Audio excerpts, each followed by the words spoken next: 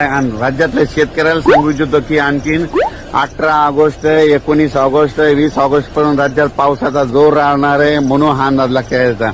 आणखीन राज्यात 3 दिवस पावसाचेच राहणार आहेत म्हणून हा अंदाज लक्षात घ्यायचा. राज्यातल्या सर्व शेतकऱ्याला सांगू इच्छितो की तुम्ही काय करा की म्हणजे आणखीन 3 दिवस राज्यात पावसाचा जोर असाच कायम राहणार आहे. हा पाऊस पूर्व विदर्भ, पश्चिम विदर्भ, दक्षिण महाराष्ट्र, उत्तर महाराष्ट्र, कोकणपट्टी, खानदेश सगळीकडे आता ह्या 3 दिवसामध्ये सगळीकडेच पाऊस पडणार आहे म्हणून हा अंदाज लक्षात घ्या.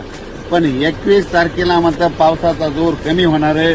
21 तारखेपासून पावसाचा जोर कमी झाल्याच्या नंतर राज्यात सूर्यदर्शन होणार आहे. हवामान कोरडं राहणार आहे म्हणून हा अंदाज लक्षात घ्यायचा. 21 तारीख, 22, 23, 24, 25 तारखेपर्यंत 5 दिवस राज्यात हवामान कोरडं राहणार आहे, सूर्यदर्शन होणार आहे, पावसाचा जोर ओसरणार आहे म्हणून हा अंदाज लक्षात घ्यायचा. राज्यातल्या शेतकऱ्याला सांगू इच्छितो की त्याच्यानंतर पाऊस उघडल्याच्या नंतर शेतीची कामे करून घ्या, फवारण्या करून घ्या, खतं देखील घालून घ्या. कारण की राज्यात पुन्हा 26 तारखेला थोडाफार प्रमाणात पावसाचं परत एकदा वातावरण होणार आहे म्हणून हे लक्षात घ्यायचं. त्याचा अंदाज आपण परत दिला जाईल.